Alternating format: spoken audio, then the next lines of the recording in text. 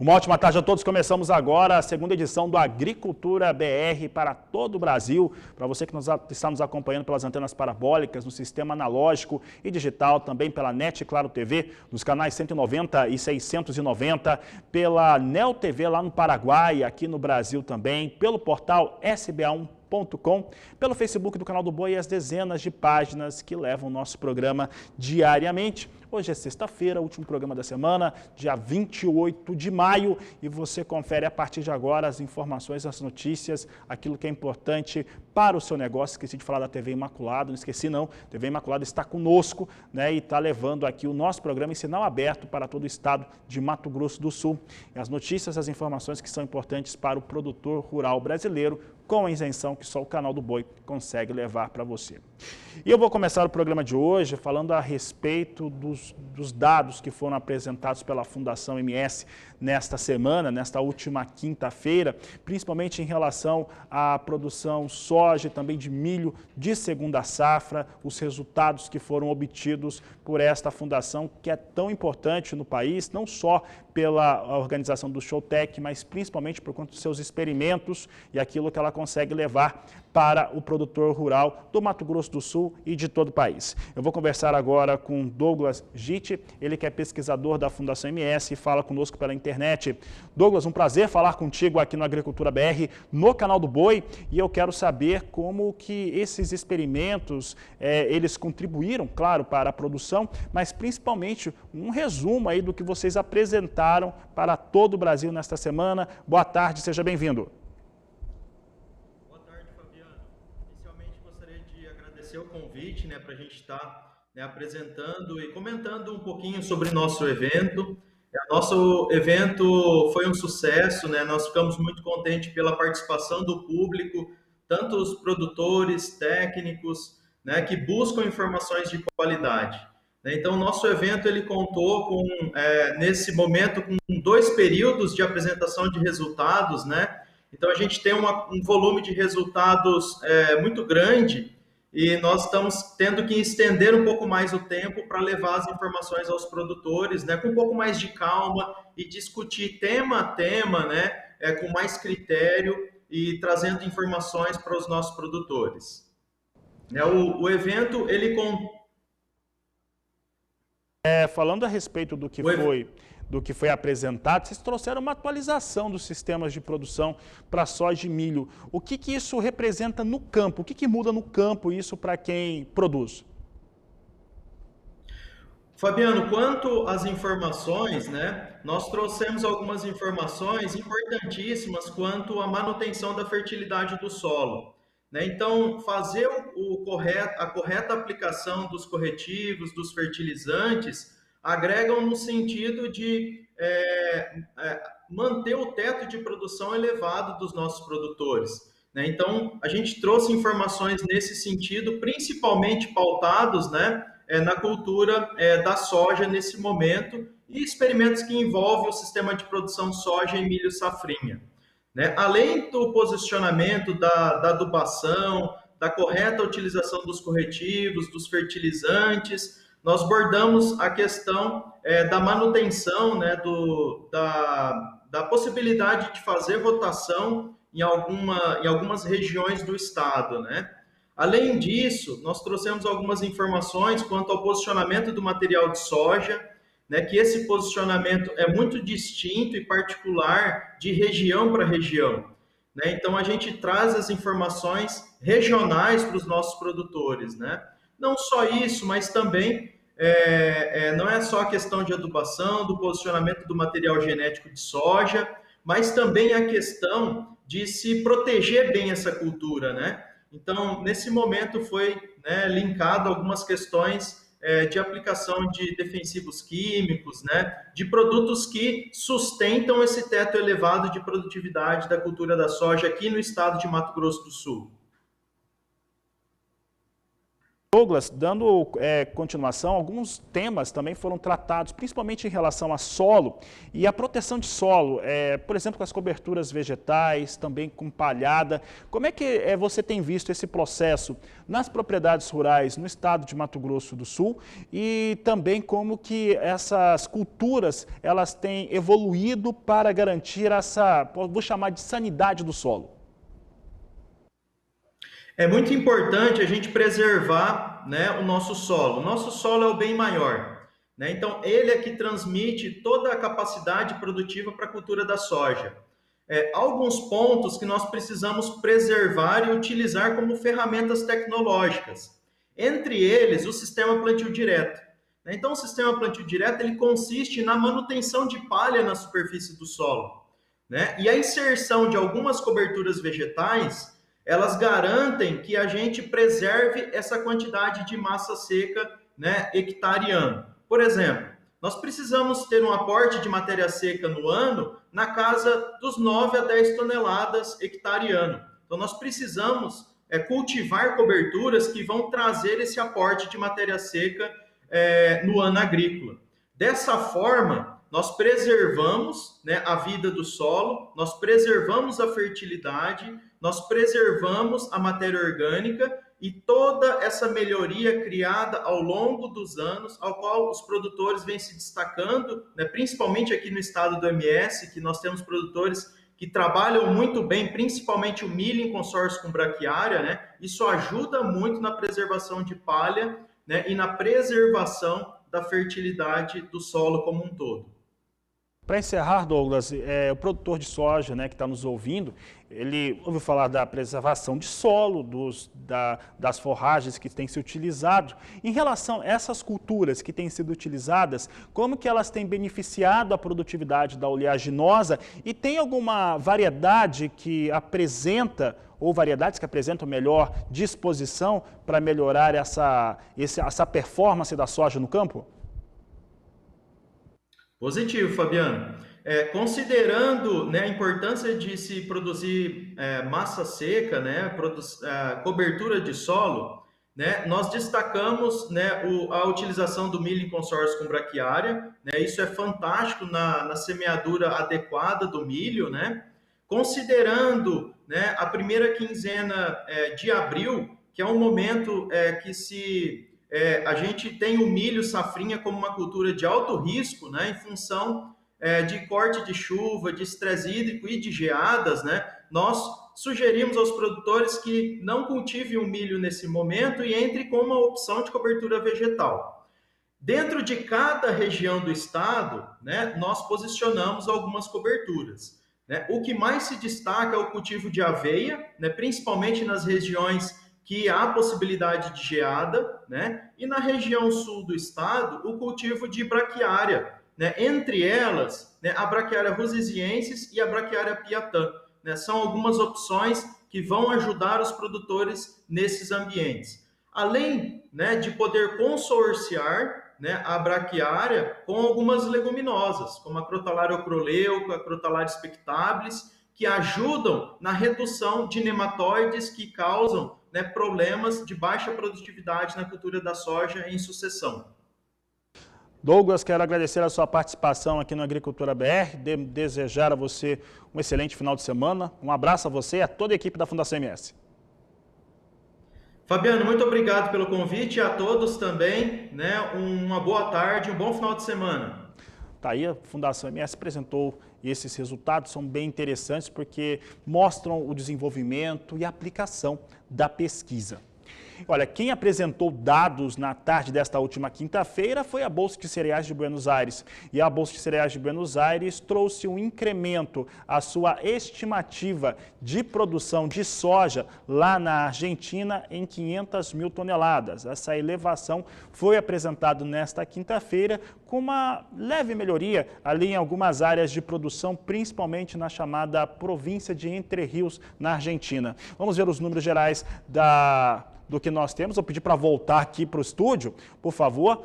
Nós estamos trazendo aqui os dados relacionados à soja lá na Argentina e você confere comigo o que acontece em relação aos dados. Veja só que nós temos aqui a estimativa 43 milhões e 500 mil toneladas. Foram colhidas 40 milhões e 700 mil toneladas dessa estimativa, 91,4%. A produtividade média de 45,3 sacas por hectare. E são os números que foram apresentados gerais pela Bolsa de Cereais de Buenos Aires em relação à sua produção. O que é que mudou de acordo com esse relatório? As áreas que estão em boas ou excelentes condições e aquelas que estão em condições regulares, como se diz do espanhol, ou ruins. Veja comigo como é que ficou essa situação no outro gráfico. Você tem aqui condições de lavouras ruins na Argentina em 29%. É uma melhoria, porque elas estavam em 30%, 62% em médias condições, 9% em boas condições, eram 8% da semana passada, agora sobe para 9% de acordo com a Bolsa de Cereais de Buenos Aires. Falamos de soja na Argentina, vamos saber como é que vem a operação com soja em Chicago. Teve recuperação nesta quinta-feira, mas hoje voltava a operar em queda. A queda existe, mas agora é uma queda menor para os negócios com soja no curto prazo. Posição de julho, 15 dólares, 32 centes mais 4 por bushel. Agosto, 14 dólares, 84 centes mais 6 o bushel. Setembro, 14 dólares, 10 centes mais 2. Novembro, 13 dólares, 77 centes por bushel. São os negócios com soja na Bolsa de Chicago que você acompanha aqui no Agricultura BR, aqui diariamente, como é que estão os números, como é que estão os valores de negociação com soja na Bolsa norte-americana. Já aqui no Brasil, você acompanha agora a referência para a soja negociada nos portos. Nós temos aqui recuo para os negócios com soja nos portos de Santos e Paranaguá, soja com entrega no mês de junho. Porto de Santos com valores em R$ 174,50 a saca de 60 quilos. Paranaguá vindo para R$ 173,50. Isso aqui é feito do dólar, é o câmbio aqui no Brasil. Está pesando muito mais do que nós temos aqui, principalmente as fundamentações de soja em Chicago. O dólar vem pesando muito mais, é o que a Agricultura BR destaca aqui neste momento para falar de soja. Daqui a pouco eu vou destacar também como é que vem dólar, moeda norte-americana, mas agora nós vamos falar de algo que tem preocupado não só o produtor de milho, mas principalmente quem demanda milho em todo o Brasil. São as perdas que foram causadas pelos fatores climáticos, principalmente. O atraso que teve, claro, tanto para a semeadura quanto para a colheita da soja influenciou, mas o fato é que o clima pesou e pesou mesmo. No norte do estado do Paraná, essa situação é gravíssima. Para se ter uma ideia, a estimativa de produtividade está entre 30 até 35 sacas por hectare e a média de produtividade estadual no Paraná, que é o segundo maior produtor do país de milho tradicionalmente, está em 85 sacas. Então, situação de real preocupação é o que nos traz aqui a SOCOM, a Associação lá de produtores de soja do estado do Paraná. E para falar a respeito deste assunto, eu vou conversar agora com o presidente da AssoSoja, Rodrigo Tramontina, que está aqui conosco. Rodrigo, é algo que traz uma preocupação enorme, né? Tremenda, porque é claro, a gente está vendo a saca de milho e quem demanda milho está vendo o preço lá em cima, mas a verdade é que o produtor está com muito menos milho para comercializar também por conta dessas questões climáticas. Qual foi esse diagnóstico da AssoSoja aí no norte do estado do Paraná? Boa tarde, seja bem-vindo. Boa tarde, muito obrigado pela oportunidade, espero poder colaborar com as nossas informações. A AssoSoja ela atua numa região de 11 municípios aqui no norte do Paraná, que totalizam 200 mil hectares aproximadamente. Dentro desses 200 mil hectares, nós plantamos em conjunto 13 mil hectares de soja no verão e 13 mil hectares de milho segunda safra no inverno. As notícias que o mercado vinha nos trazendo não condizeram com a realidade que vem passando as lavouras de milho safrinha aqui na nossa região norte do Paraná. E nós fizemos um tour técnico, onde nós visitamos 15 mil hectares dentro dessa nossa área de atuação, levando uma análise protocolar agronômica que é utilizada pelas empresas de seguro. Então, nós avaliamos o tamanho das plantas, estágio vegetativo, estágio reprodutivo, avaliamos danos causados por lagarta, percevejos, cigarrinhas, e a nossa conclusão foi, infelizmente, que a produção aqui vai ser muito aquém do que o mercado vem divulgando. Nós acreditamos que numa grande região aqui do Paraná, que, como você já disse, temos aqui a soja, que é no norte do Paraná, acredito que nós não teremos aí 30, 35 sacas de milho por hectare. Isso causou uma movimentação muito grande quando a gente fez esse comunicado para o mercado anteontem. O mercado reagiu, né? Hoje nós temos aí na B3 uma alta. O que eu quero dizer é que o agricultor ele plantou tarde devido ao atraso do plantio da soja, né? Você também já colocou. E o momento de plantio teve 3 janelas. O primeiro plantio, que foi a segunda de fevereiro, o milho está em fase de pamonha, endurecendo grãos, com as espigas em chupeta, deixando todo o ponteiro sem formação de grãos devido à seca. O segundo plantio foi na primeira quinzena de março. Esse está pendoando agora e com um fenômeno que até então eu nunca tinha visto com tanta intensidade, que é a desincronização entre pendoamento e espiga. Está lá todo o milho pendoado, sem espigas. Isso vai causar um dano muito severo no pegamento de grãos, na polinização, na fecundação dessas espigas.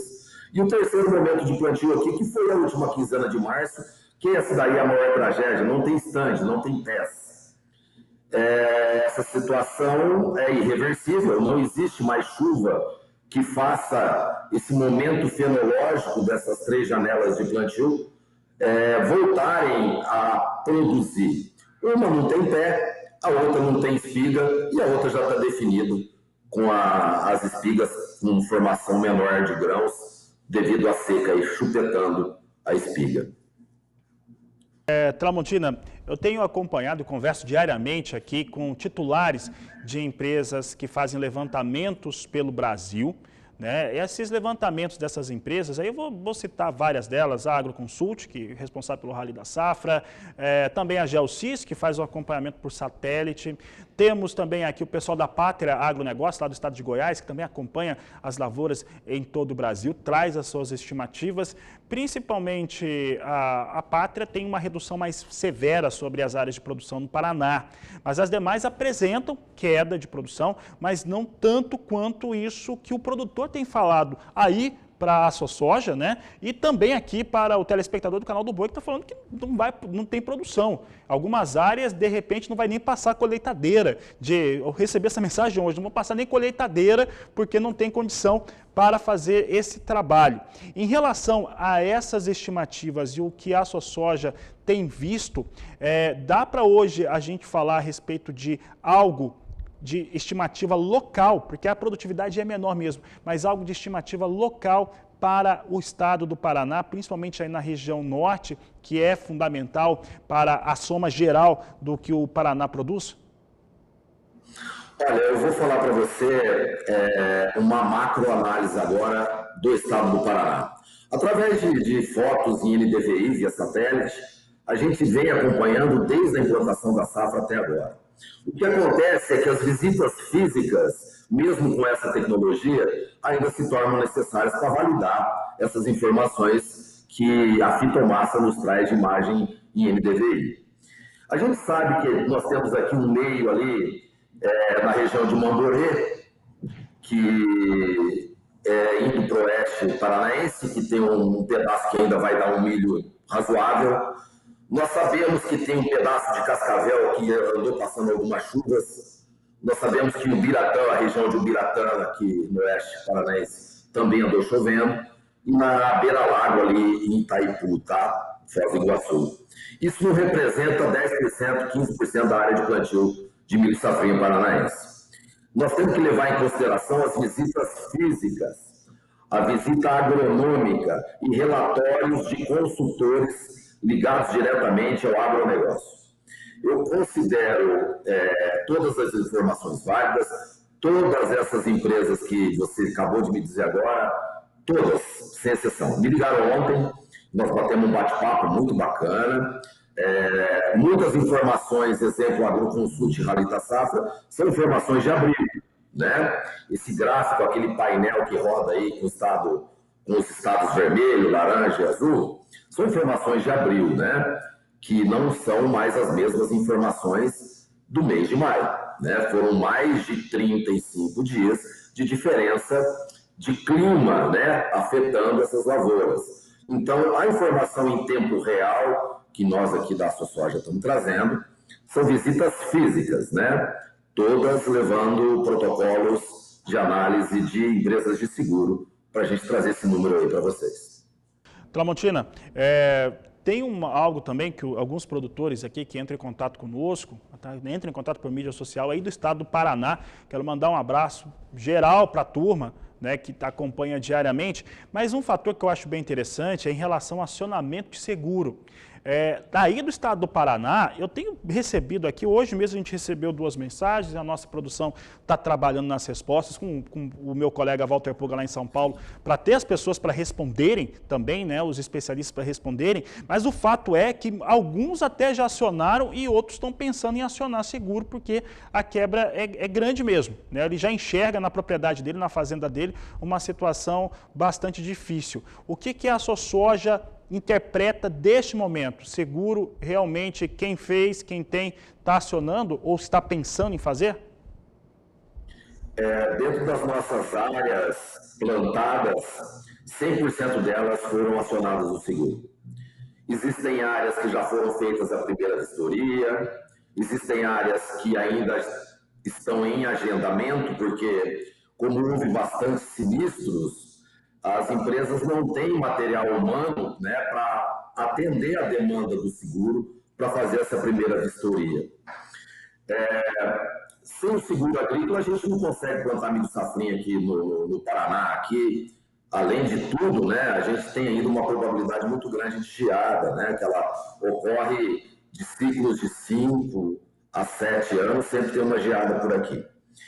Então, nós temos, sim, uma parceria com as empresas seguradoras. Elas vêm nos atendendo dentro da possibilidade delas, porque elas também não esperavam uma demanda tão grande de sinistro. Vêm sendo feitas visitas de acordo com o tempo das seguradoras, tá? Muita gente envolvida de última hora, contratações de agrônomos e técnicos para validar a situação trágica que se encontra nas nossas lavouras de safrinha aqui no Norte do Paraná. A nossa entrevista. Situação do estado do Paraná, eu não vou falar não o norte do Paraná, mas o estado do Paraná como um todo passa por uma forte dificuldade em relação à segunda safra, isso não há dúvida.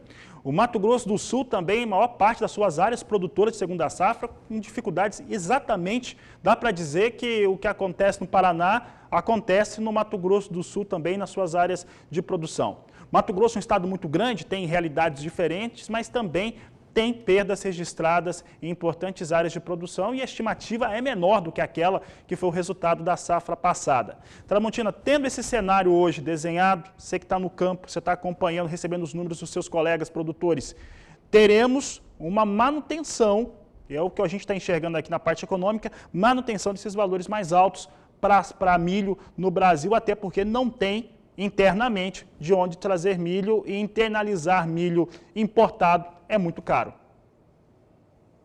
Olha, a manutenção dos preços, no mínimo, ela é obrigatória. Nós não temos estoque, nós não temos lavoura que vai produzir. Houve essa baixa, acredito muito que foi uma especulação do mercado, normal, né? Nós que somos do agro estamos habituados com essa especulação. Agora nós não podemos deixar acontecer de essa bolha dessa notícia não ser vazada. Nós temos que tirar, estava represado essa situação. Ninguém estava divulgando essa grande tragédia que está acontecendo, né? Os preços do milho podem acarretar em outras situações dentro da agroindústria, como afetar custos de produção de granjeiros? Óbvio. Mas o que nós podemos fazer? Está acontecendo. Não existe milho para se colher no norte do Paraná e no Paraná inteiro, tá, gente? É muito pouco a área de milho que presta aqui no Paraná. E as visitas para o Oeste Paulista está igual. A gente visitou o MS esses dias, está igual. Aqui em Eldorado, eu fui lá esses dias, está uma tragédia também. De onde vai sair esse milho? Né? Agora, você deixar o mercado ditar que existem super safras para acontecer, que o estoque está regulado, pô, me desculpa, mas não é uma realidade, né? Então, os preços, no mínimo, tem que manter aí o seu patamar, que hoje para nós aqui abriu com 84, né? Subiu de ontem para hoje o real, mas até a semana retrasada estava 96. Então, notícias que não trouxeram, que não trazem a realidade, que não trazem a atual situação, fizeram abaixar esse milho.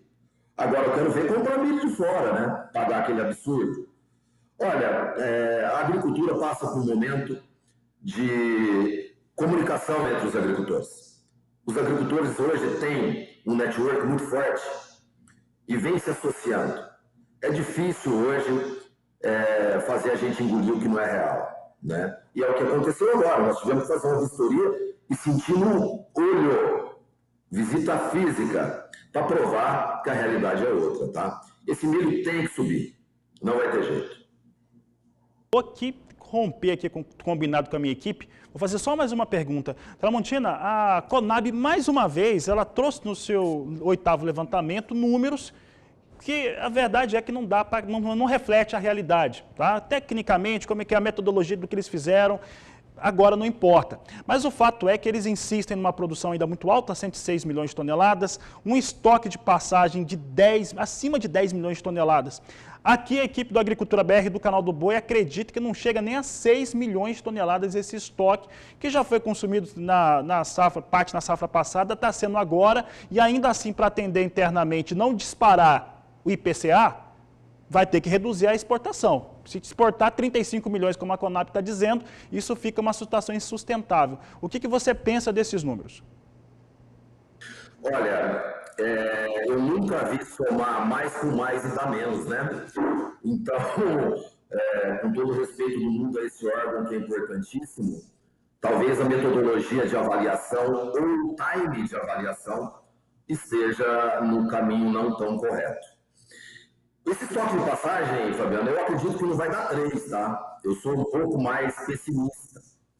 A exportação, se ela vier a acontecer, eu não sei o que pode trazer de desconforto para a nossa economia da agroindústria, que está totalmente ligada ao milho, né?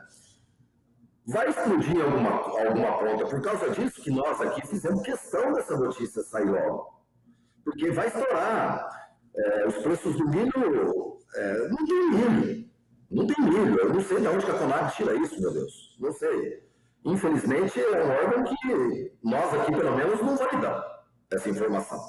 Internamente, nós aqui, a nossa empresa, não trabalha com números da Conab. E já faz tempo.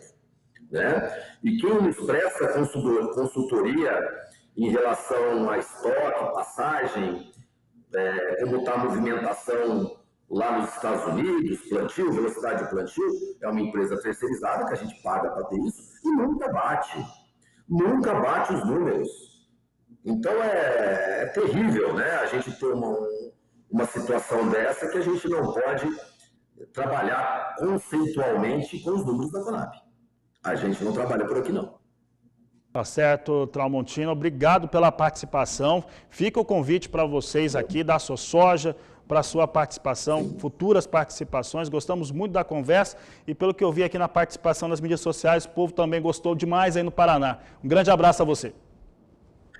Abraço, muito obrigado ao canal, um abraço, Fabiano. Vamos com Deus e tudo vai dar certo. Agronomia é isso aí, agricultura é isso aí. Bola para frente. Bola para frente, vai dar certo sim. Conversamos aqui com Tramontina, da SoSoja, situação muito grave mesmo no estado do Paraná.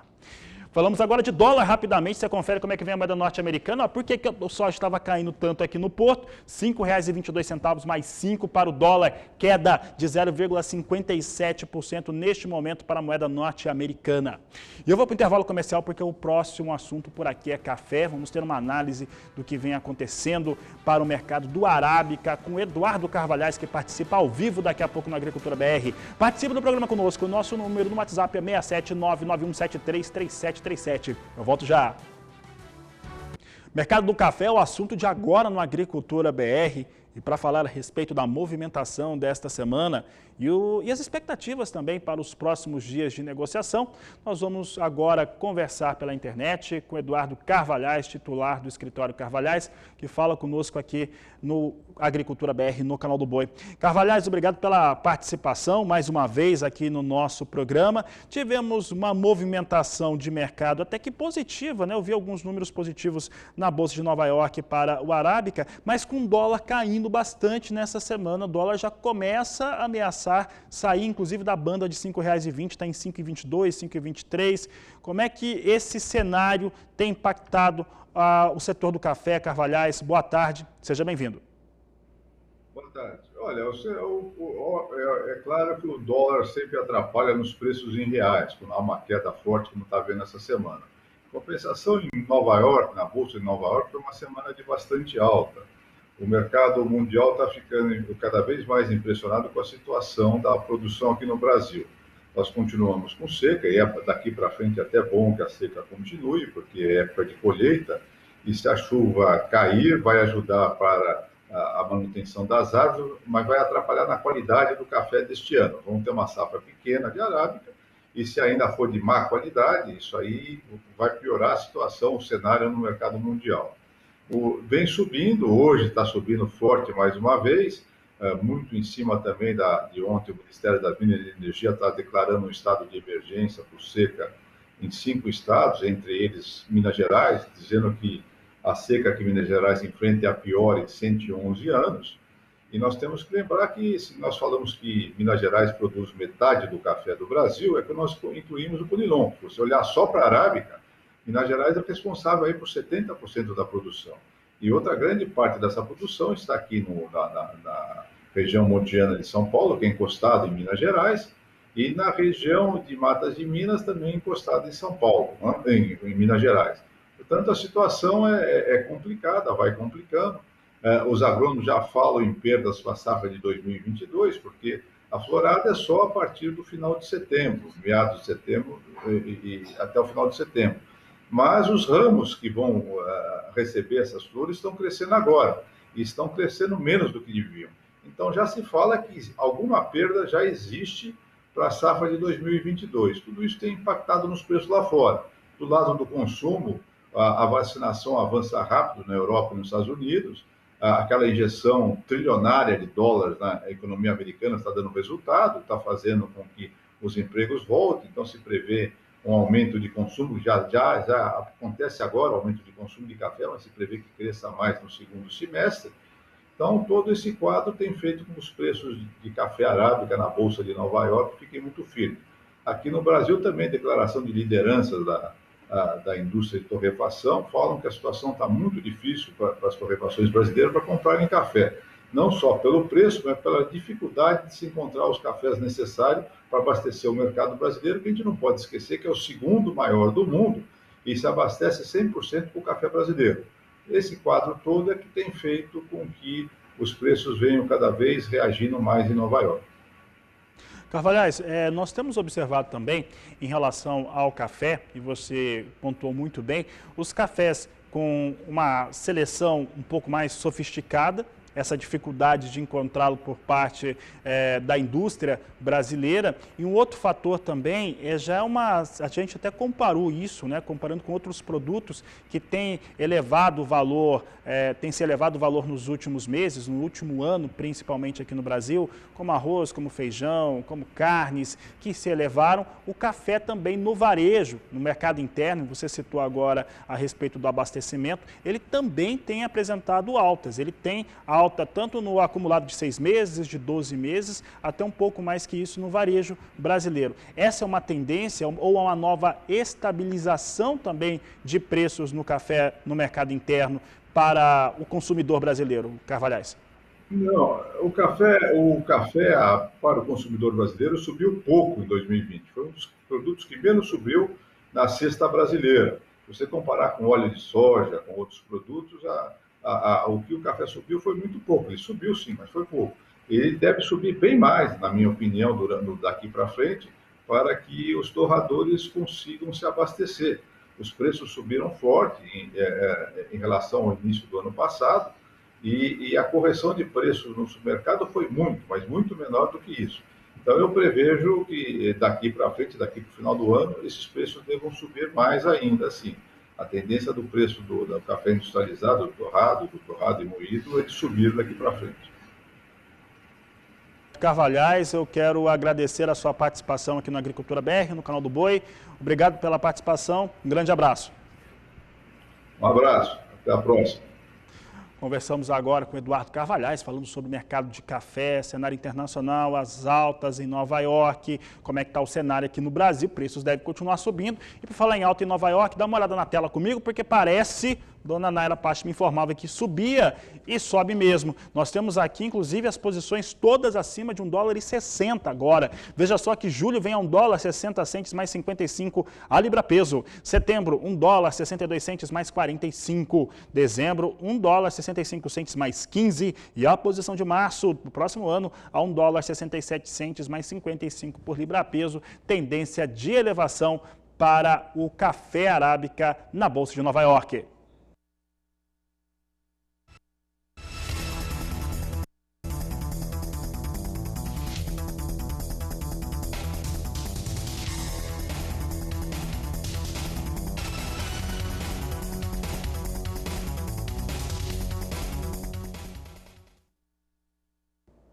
Café Robusto agora em destaque no Agricultura BR. Acompanhem comigo as informações para a Bolsa de Londres, negociando em tonelada e dólar. E alta forte lá em Londres também. Veja só que a posição de julho vem para $1.584 a tonelada, alta de 4,41%. Setembro, $1.605 a tonelada, 4,35%. Novembro, $1.621 a tonelada, 4,24%. E janeiro, $1.637, com elevação de 4,46%.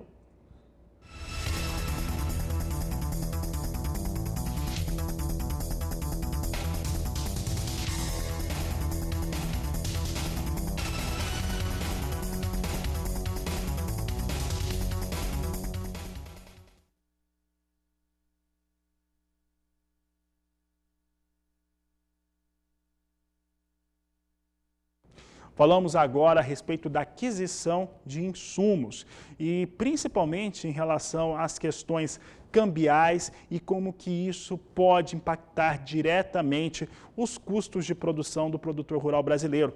Nós fizemos essa pergunta para o professor Marcos Fava Neves e ele respondeu.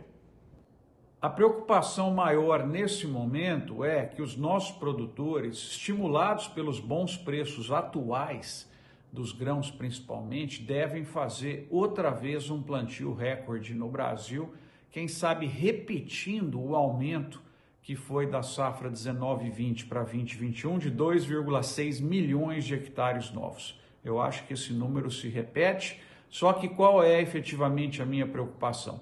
Os produtores estão comprando ou vão comprar os produtos no momento de inflação de insumos, inflação do uso de terra, do arrendamento, do custo de terra, e correm o risco de vender esses produtos lá em fevereiro, março, com um câmbio, o real mais valorizado e um preço em dólar menor das commodities. Por isso que a minha recomendação é muita cautela, vamos pensar bem, fazer operações casadas, principalmente com as suas dívidas, já vendendo produtos e garantindo um preço em reais e uma margem que seja satisfatória. Tomar muito cuidado agora, porque eu acho que esses preços vão cair.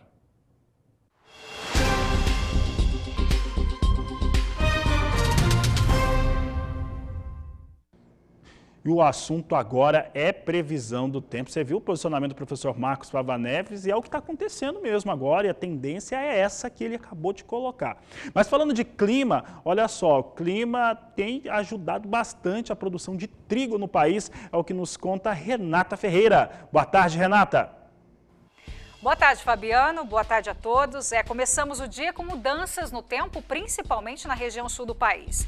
Então, atenção, produtores de milho do Paraná. Previsão de temporais, ventanias e até queda de granizo nos próximos 3 dias por aí, viu? As áreas de colheita da batata doce, da maçã e da banana também devem receber chuva expressiva hoje, mas por um curto período de tempo. Então, por enquanto, as atividades de campo não devem ser prejudicadas. E claro que depois dessa chuvarada, Fabiano, o frio ganha espaço, uma nova massa de ar polar derruba aí as temperaturas na próxima semana. Será marcado aí por geadas nos 3 estados do sul do Brasil. Dá só uma olhada na previsão do tempo mais detalhada aí no oeste paranaense. Destaco aqui a cidade de Cascavel nos próximos 15 dias, temos chuva forte e frio. A chuva deste fim de semana deve acumular pouco mais aí de 30 milímetros e depois disso o tempo aí volta a ficar firme. As menores temperaturas serão registradas entre os dias 31 e 1º de junho, ou seja, na virada do mês. Os termômetros ficam perto dos 6 graus e não se descarta a chance de geada fraca em Cascavel. E já no início da próxima semana, a chuva também avança para o sudeste e os volumes podem ser expressivos em São Paulo, Rio de Janeiro e na metade sul de Minas Gerais. Enquanto isso, no Nordeste, o tempo segue firme em grande parte da região. Chuva mesmo segue somente aqui nas áreas litorâneas.